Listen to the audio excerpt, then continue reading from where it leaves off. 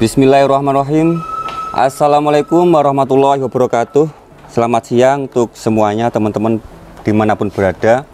Semoga pada siang hari ini semuanya dalam keadaan sehat dan selalunya bahagia. Seperti biasa ya, kami dari Brian Farm Kediri pada kesempatan ini ingin berbagi kebermanfaatan mengenai dunia peternakan. Dan ini tadi ada salah satu teman kita bertanya mengenai manajemen breeding, dan itu pun saya rasa pertanyaan yang cukup penting bagi kita ya, yang satu hobi, yaitu hobi dalam memelihara ternak. Karena semua lini ya, apa yang dituju mengenai peternakan, ada yang memelihara ternak untuk arah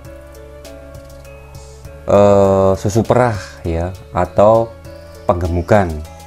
Nah, itu semua juga ada batasannya, ada masa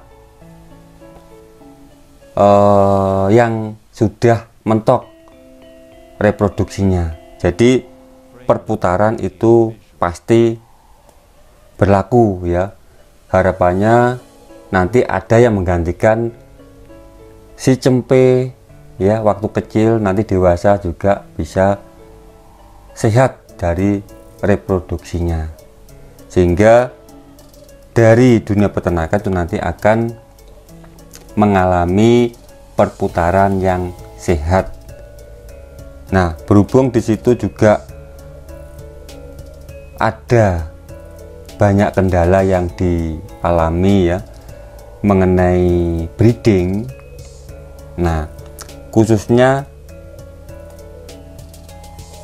cempe, kendalanya yang masih ada di kandungan ataupun cempe yang baru lahir, itu tingkat kesakitannya atau kefatalannya memang memerlukan suatu ilmu yang jelas ya, arah yang jelas dari segi perawatan, karena sangat rentan bagi perawatan cempe waktu dikandungkan ataupun waktu sudah lahir ya.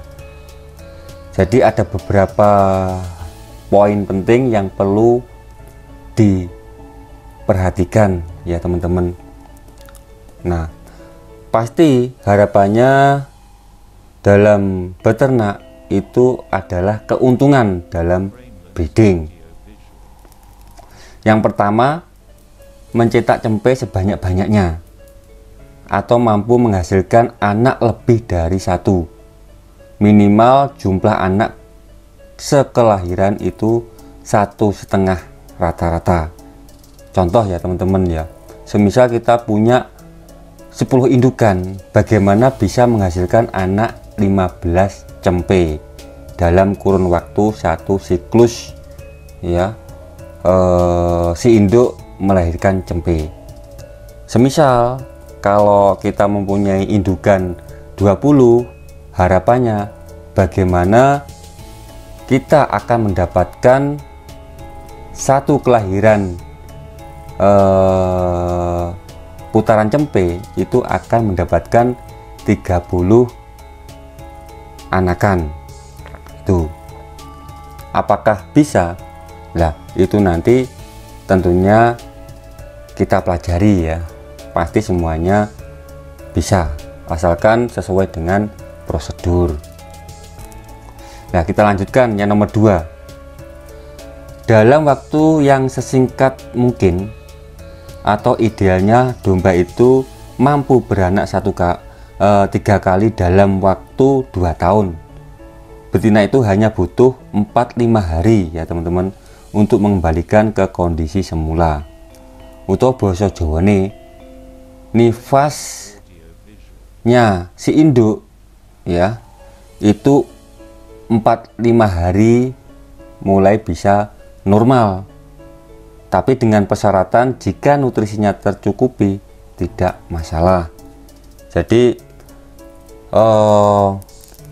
waktu kita membuntingkan lagi, kita tunggu waktunya bagaimana nifasnya supaya normal ya, nggak ada luka di rahimnya. Jadi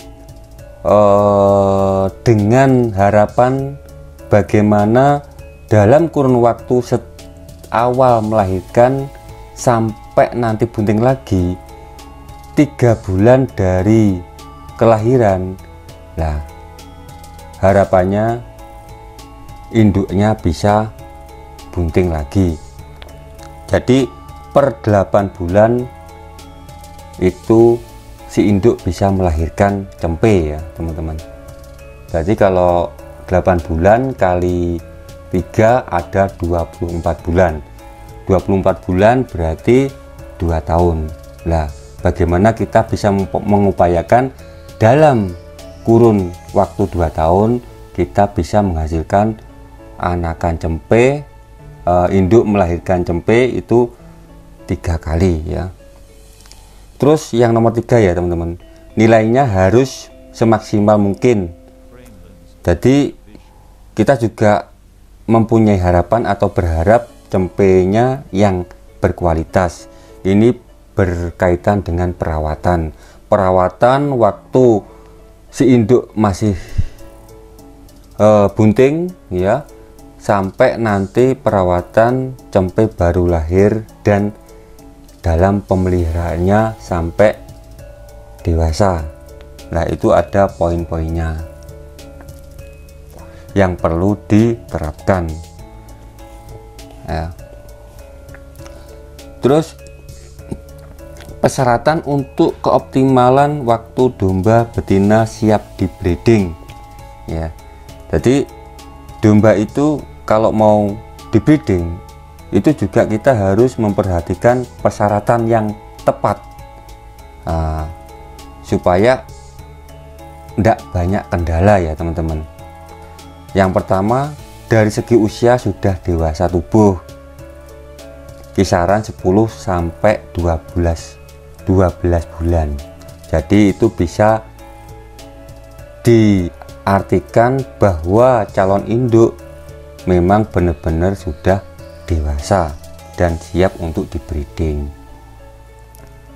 Kalau semisal umurnya masih 8 bulan bahkan masih 6 bulan ya, diupayakan jangan sampai dipaksakan.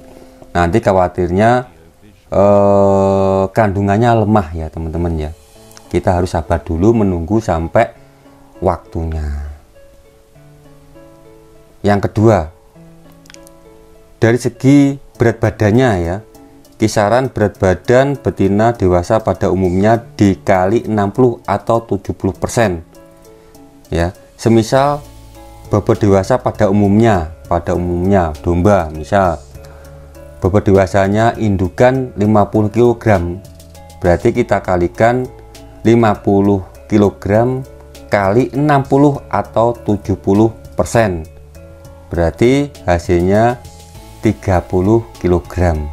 Berarti bobot yang mau di breeding, yang mau dikawinkan dengan si jantan ya, anjurannya bobotnya 30 kg baru memenuhi syarat bisa dikawinkan. Alasannya betina itu mampu untuk mensupport kebuntingannya ya, mampu untuk menghasilkan susu yang bagus, mampu untuk memelihara cempenya nanti. Nah, kalau semisal ya calon induk itu belum cukup bobot dan dipaksakan dikawinkan dengan pejantan, apa yang terjadi ya teman-teman ya, itu khawatirnya yang pertama cempenya bobotnya rendah ya, tidak bisa memenuhi syarat, bobotnya rendah. Jadi kalau cempe yang baru lahir bobotnya tidak memenuhi syarat, itu nanti dari tingkat tumbuhnya, dari pertumbuhannya akan tersendat-sendat ya. Iso nek kunuki cempene kerdil, sulit gemuknya, nggak sesuai pertumbuhannya dengan umurnya ya. Yang rugi siapa? Tentunya yang rugi kita sebagai peternak ya teman-teman ya. Yang kedua,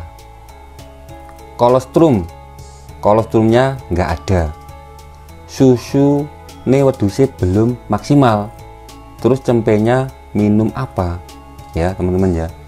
Kalau belum maksimal dari segi kakurane ya teman, lahirnya lemah ya, kandungannya lemah atau bobotnya lemah, susu induknya kurang.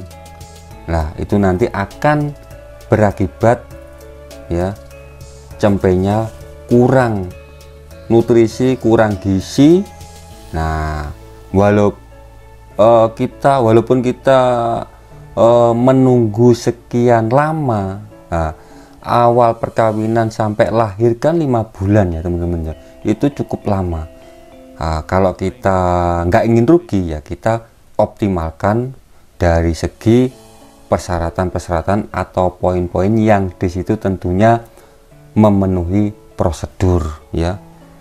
Jadi kita dalam breeding jangan kita pakai ego ya dengan pendirian kita, tapi kita harus menuruti atau merawat semaksimal mungkin bagaimana kebutuhan si ternak itu ya, kita upayakan kita lengkapi ya, entah itu mengenai nutrisinya ya, entah itu mengenai kesehatannya ya, dan lain sebagainya. Yang nomor 3, keibuannya belum muncul ya.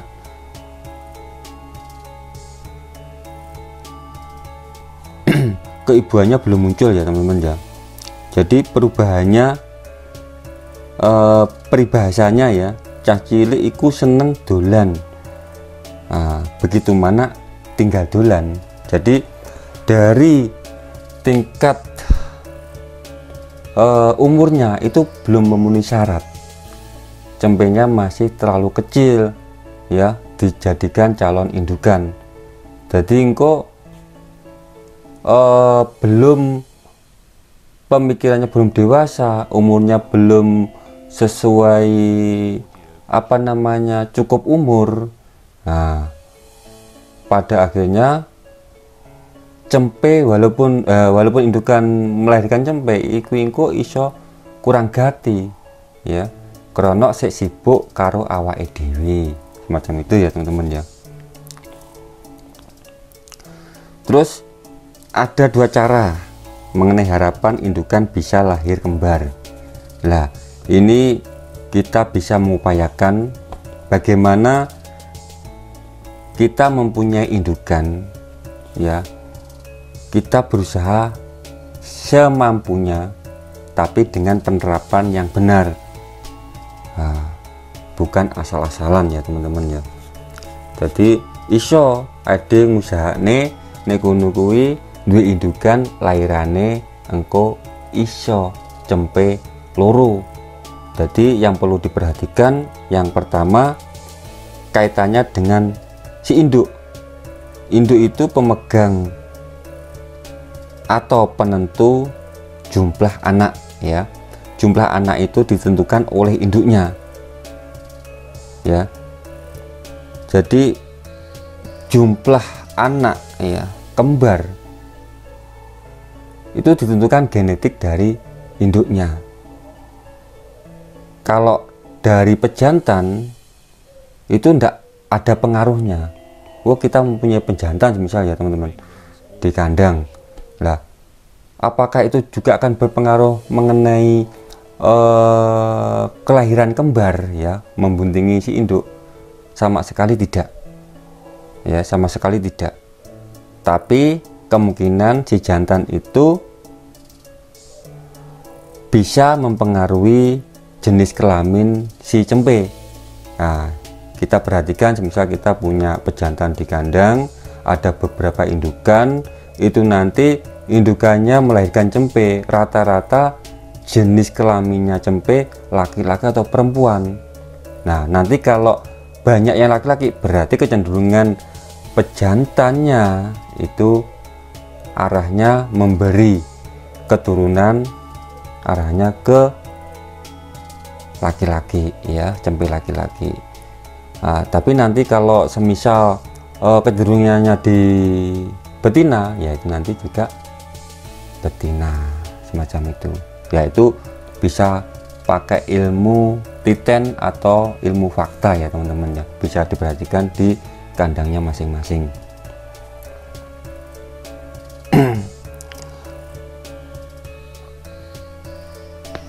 Jadi induk itu melahirkan jumlah anak 1 atau 2 anak, itu kuncinya ada di betinanya. Rumusnya kelahiran kembar itu dipengaruhi dari genetik induknya. Terus untuk mengupayakan yang kedua ya, untuk mengupayakan bagaimana kita berharap indukannya nanti lah melahirkan anak 2 cempe ya. Nah,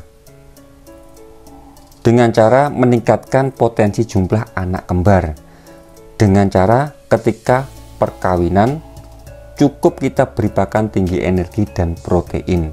Berarti kita tiap hari ya mengusahakan dari konsumsi induknya kita beri pakan tinggi energi kayak karbohidrat ya, dan protein seperti serat atau ramban-rambanan atau ramban ya, semacam itu. Fungsinya kita support pakan yang berkualitas, dia menghasilkan sel telur yang lebih banyak sehingga mempunyai potensi kelahiran kembarnya lebih banyak pula. Jadi itu ulasan dari jawaban saya ya teman-teman. Nah, di sini saya juga minta dukungan sama teman-teman. Kalau video ini bermanfaat, tolong di-share sama teman-teman ya. Dan tolong jangan lupa ditekan tombol like YouTube sini supaya YouTube memperlihatkan video ini ke banyak orang. Dan tentunya kalau teman subscribe ya, subscribe atau subscribe ya pada channel ini, saya paling senang. Untuk kelanjutan ulasan manajemen breeding kita sambung pada tayangan video berikutnya ya teman-teman. Terima kasih ya teman-teman sudah menyimak dari channel YouTube Belian Farm Kediri. Mari bersama kita ikut memajukan peternakan Indonesia. Sekian, terima kasih. Wassalamualaikum warahmatullahi wabarakatuh. Nanti jangan lupa subscribe-nya ya. Rekan-rekan semua, alam nyata maupun alam gaib ya.